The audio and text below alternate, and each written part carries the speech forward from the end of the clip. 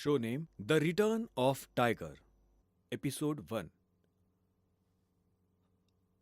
अभिनव, अभिनव बेटा भाग जा यहां से, नहीं तो ये लोग तुझे भी मार डालेंगे। अभिनव के पिता संजय ने दर्द में कराहते हुए अपने 5 साल के बेटे अभिनव से कहा।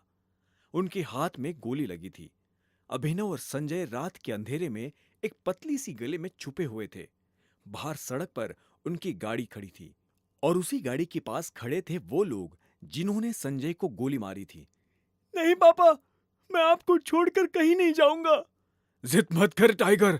हाँ, मैं अपनी जिंदगी जी चुका हूं, लेकिन तुझे अभी बहुत कुछ देखना है, बहुत कुछ संभालना है। अब जा जा, संजय ने कहा और अपनी उंगली में से एक सोने की अंगूठी निकालकर अभिनव को थमा दी। उस पर टी गुदा हुआ था।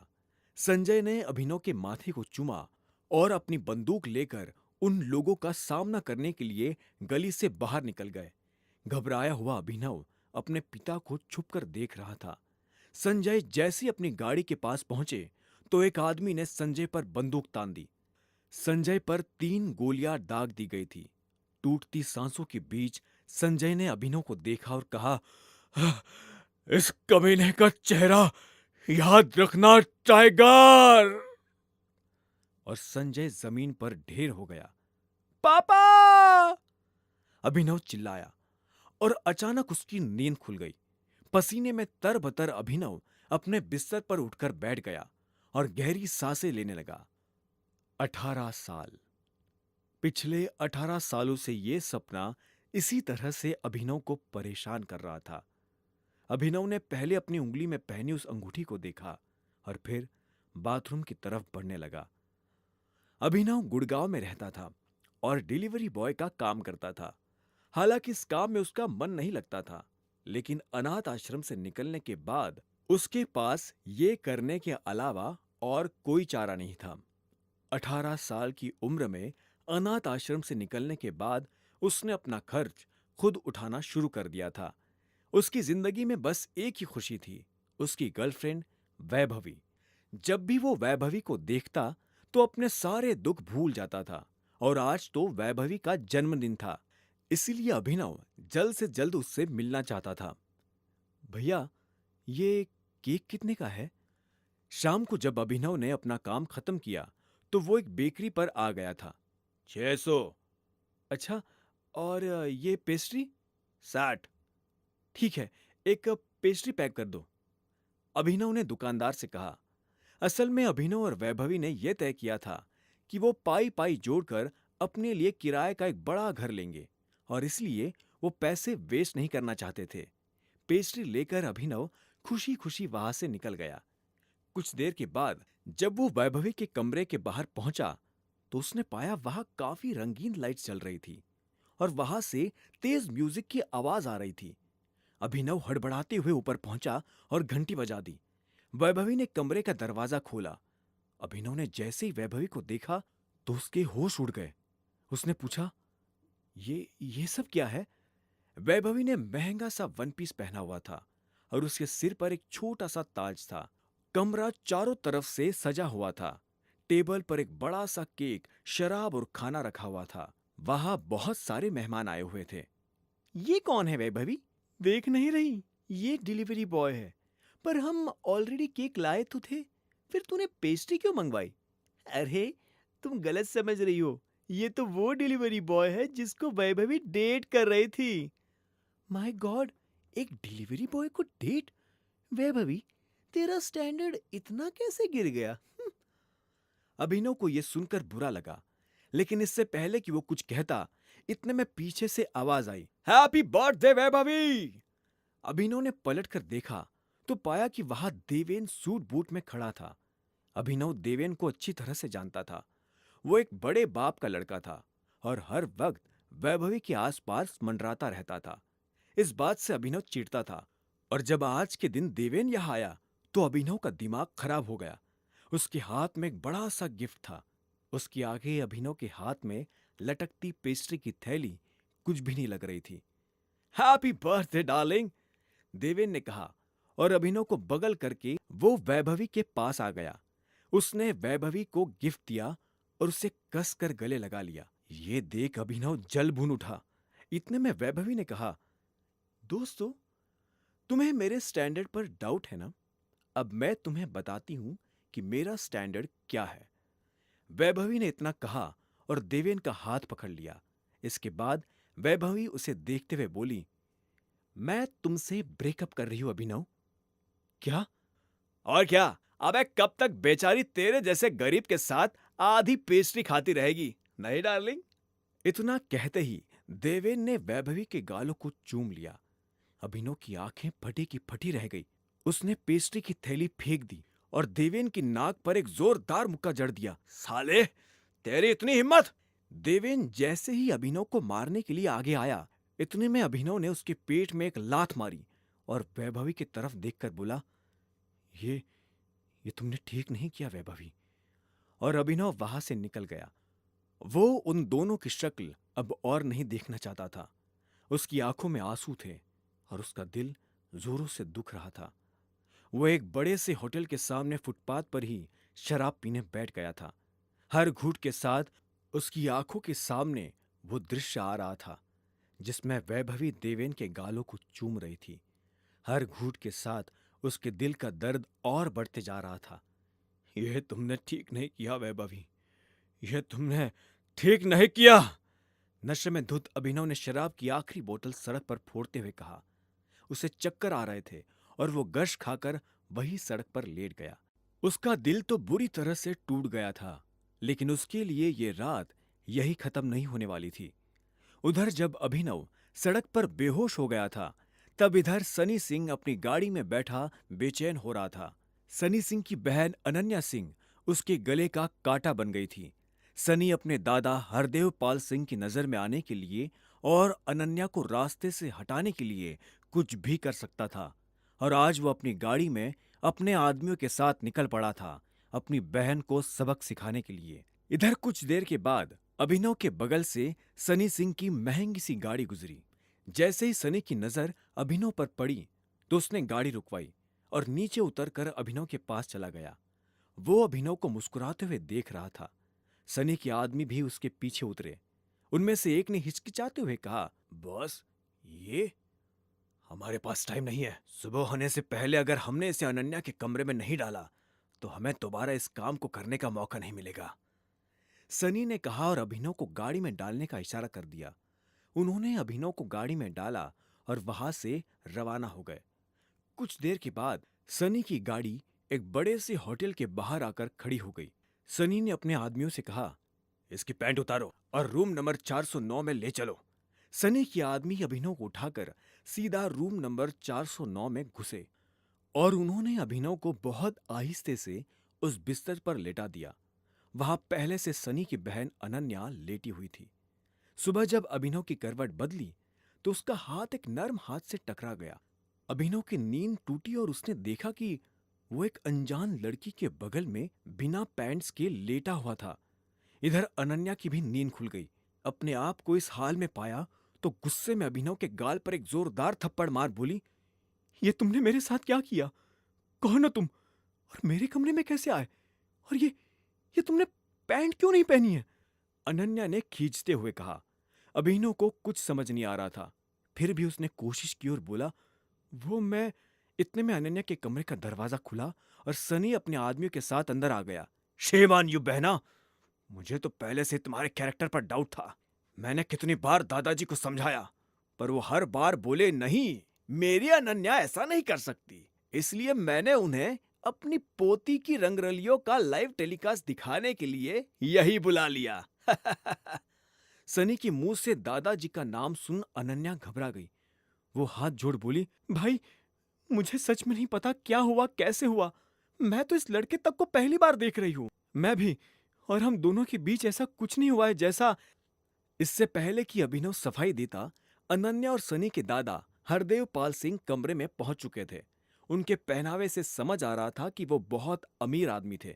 अनन्या को इस हाल में देख उनकी आंखें गुस्से में लाल हो गई थी। मुझे तुमसे ये उम्मीद नहीं थी। दादाजी, जैसा आप समझ रहे हैं वैसा बिल्कुल नहीं है। अनन्या, तुम्हें अच्छी तरह से पता था नियम क्या है, फिर भी तुमने उसे तोड़ दिया। और तू? जब अभिनव की नजर हरदेव से मिली तो उसे लगा वो अपनी आंखों के सामने मौत देख रहा है। हरदेव उसके पास आए और बोले, तू मेरी पोती के साथ सोया था ना? हमारे परिवार के कानून के हिसाब से आज से तू सिंह परिवार का दामाद है। क्या? लेकिन लेकिन हम दोनों के बीच तो कुछ हुआ ही नहीं। अच्छा। हरदेव ने तीखी नजरों से अभिनव के पैरों को देखा। उसने पैंट नहीं पहनी थी। ये देख हरदेव ने अभिनव को घूरा और अपने आदमियों से बोला, मारो साले को। इससे पहले कि अभिनव कुछ समझता, हरदेव की आदमियों ने उसे मारना शुरू कर दिया था। अभिनव हरदेव की उम्र का लिहाज कर रहा था, इसलिए उसने अपने आप को रोक लिया था। कुछ देर के बाद हरदेव ने अपने आदमियों को रुकने का इशारा किया और अनन्या की तरफ देखते हुए कहा, अनन्या, इसे हॉस्पिटल भेजना ताकि शाम को ये अकरम की पार्टी में आने के लिए तैयार हो जाए। याद रखना, मुझे शाम को अकरम की पार्टी में तुम्हारे साथ ये जरूर नजर आना चाहिए। हम्म। इतना कहते ही हरदेव गुस्से में वहां से निकल गया। उसके पीछे सनी भी अनन्या को चिढ़ाने के लिए मुस्कुराते हुए वहां से निकल गया। अभिनव दर्द से करहा रहा था। अनन्या उसके पास आई और बोली, तुमने तुमने मेरी पूरी जिंदगी बर्बाद कर दी। क्यों? अभिनव के पास इस सवाल का कोई जवाब नहीं था। अनन्या का ड्राइवर उसी की गाड़ी से अभिनव को पहले हॉस्पिटल ले गया और उसके बाद उसे घर छोड़ दिया। वहां जाकर अभिनव शाम को होने वाली पार्टी के लिए तैयार होने लगा। उसे हरदेव और उसके आदमियों का डर नहीं था। वो बस अनन्या की मुश्किलें और नहीं बढ़ाना चाहता था। अभिनव के पास ले देकर अपने पापा का सिर्फ एक ब्लेजर था। उसे पहन अभिनव अनन्या के घर जाने के लिए निकल पड़ा। अभिनव का अंदाज सही था। अनन्या का घर काफी बड़ा था। वो एक अमीर परिवार की लड़की थी। अनन्या गाड़ी में बैठी और दोनों पार्टी के लिए निकल पड़े। उसकी आंखों में दिख रहा था कि वो अभिनव से कितनी नफरत करती थी। अभिनव भी पार्टी में इतने बड़े लोगों के बीच जाने से घबरा रहा था। उसी घबराहट में उसने कब अपने पापा की अंगूठी को उंगली में गोल गोल घुमाना शुरू कर दिया, उसे पता ही नहीं चला। जब वो लोग अकरम के घर के बाहर पहुंचे तो अंदर जाने से पहले अनन्या ने अभिनव से पूछा, इस अंगूठी को उतार दो प्लीज, ये काफी गंदी है। अभिनव ने अनन्या को घूरते हुए देखा और बोला, सॉरी, लेकिन ये अंगूठी मेरा सब कुछ है। अनन्या खिंच गई और अंदर बढ़ने लगी। अभिनव भी उसके पीछे पीछे चलता जा रहा था। अकरम का घर किले जैसा था, जिसके चारों तरफ बाउंसर्स बंदूकें लिए खड़े थे। जैसे ही अनन्या और अभिनव अंदर आए तो इतने में उसकी नजर देवेन से टकरा गई। हाँ बे, तू यहां क्या कर रहा है बे साले? देवेन ने पूछा। He is my husband, Ananya ने कहा। अनन्या, तुम पागल हो गई हो क्या? इस फटीचर में ऐसा क्या देखा जो इससे शादी कर ली? देवेन के मुंह से अभिनव को यह सुन गुस्सा आ गया। जुबान संभाल कर बात कर देवेन, नहीं तो क्या कर लेगा? हैं? देवेन भी तैश में आ गया। अभिनव उसके ऊपर हाथ उठाने ही वाला था कि इतने में उन दोनों का झगड़ा देख पार्टी का ऑर्गेनाइजर अकरम वहां पहुंच चुका था। उसने कहा, क्या हो रहा है यहां? अकरम सर, देखिए ना इस आदमी को, ये एक क्रिमिनल है और जबरदस्ती आपकी पार्टी में घुस आया है। देवेन के कहने पर अकरम ने अभिनव को ऊपर से नीचे तक देखा और बोला, कौन हो तुम? यहां कैसे आए? ये मेरे हस्बैंड है, अनन्या ने अपनी शर्म छुपाते हुए कहा। अकरम को विश्वास नहीं हुआ। उसने अभिनव से कहा, तुम यहां इनवाइटेड नहीं हो। इससे पहले कि मैं पुलिस को बुलाऊं, चले जाओ यहां से। अभिनव ने देवेन को गुस्से में देखा, अपना हाथ नीचे किया और वहां से निकलने लगा। देवेन भी उसे जाता देख मुस्कुराया और बोला, थैंक यू अकरम सर। और अनन्या, तुम भी इससे दूर रहना, साला गरीब। इतने में अकरम ने कहा, एक मिनट रुको। अभिनव रुका और पलटकर अकरम को देखने लगा। अकरम अभिनव के पास आकर उसकी अंगूठी को देखने लगा और बोला, क्या क्या मैं तुमसे 2 मिनट बात कर सकता हूं, अकेले में? मुझसे? हाँ, आओ आओ मेरे साथ, अकरम ने कहा और अभिनव का हाथ पकड़कर उसे अपने साथ अंदर ले जाने लगा। अनन्या, देवेन, सनी और पार्टी में मौजूद बाकी लोग ये देख हैरान हो गए थे। कुछ देर के बाद जब वो अकरम के कमरे में पहुंचे तो अकरम ने दरवाजा बंद किया और अभिनव के पास आकर बोला, क्या मैं तुम्हारी ये अंगूठी देख सकता हूं? क्यों? चिंता मत करो, मैं इसे मांग नहीं रहा, बस मुझे कुछ देखना है, प्लीज। अभिनव उसकी बात सुन हिचकिचाया और आखिर में अंगूठी उतार कर उसे दे दी। अकरम ने उसे उलट पलट कर देखा। उस अंगूठी के अंदरूनी भाग में टी लिखा हुआ था। उसे पढ़ते ही अकरम के दिल की धड़कनें तेज हो गई और उसने अभिनव के पैरों में गिरते हुए कहा, टाइगर। अभिनव ने अकरम के मुंह से यह शब्द सुना तो वो हैरान हो गया। उसे अचानक से अपने पिता के वो आखिरी शब्द याद आ गए जो उन्होंने अभिनव से विदा लेते हुए कहे थे। लेकिन अभिनव हैरान था। उसे समझ नहीं आ रहा था कि अकरम ये सब कैसे जानता था। इससे पहले कि वो कुछ कहता, अकरम ने कहा, आखिरकार हमने तुम्हें ढूंढ ही लिया टाइगर। टाइगर? हाँ, मैं पिछले 18 सालों से तुम्हें ढूंढ रहा हूं। तुम हमारे टाइगर हो, टाइगर।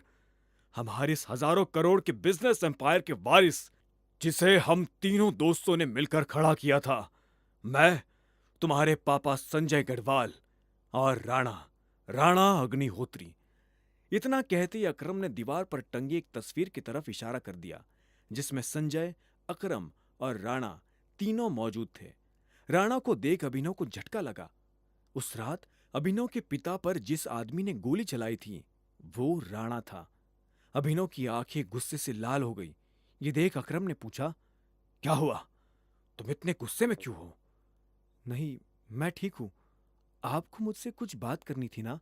हाँ, मैं तुम्हें हमारी कंपनी द माफिया किंग के बारे में कुछ बताने वाला था। हम तीनों ने मिलकर द माफिया किंग को खड़ा किया था, जिसके नाम से पॉलिटिशियंस, सेलिब्रिटी और इस देश का बड़े से बड़ा आदमी कांपता था। पर तुम्हारे पापा के जाने के बाद सब बिखर गया। इस बीच हमारे कुछ दुश्मन भी खड़े हो गए हैं। उनमें से सबसे बड़ा दुश्मन है दिक्पाल छिंगावत। वो सालों से तुम्हें ढूंढ रहा है।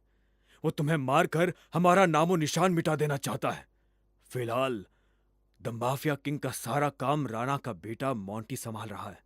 लेकिन अब से कंपनी की भागडोर तुम्हारे हाथ में होगी। अपने पिता के काम को अब तुम्हें ही आगे बढ़ाना है, टाइगर। यह सुनते ही अभिनव के कान खड़े हो गए थे। कल तक उसकी जेब में 100 रुपये भी नहीं थे और आज अचानक वो हजारों करोड़ की कंपनी का मालिक हो गया था।